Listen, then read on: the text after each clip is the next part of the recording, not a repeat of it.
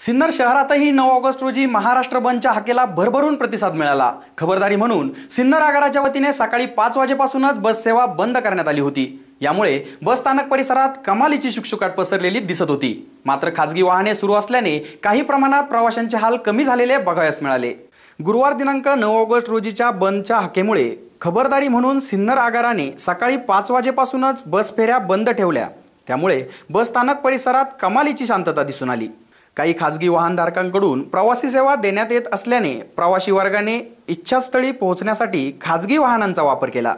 SN news साठी तुषार काळेसह अक्षय गायकवाड।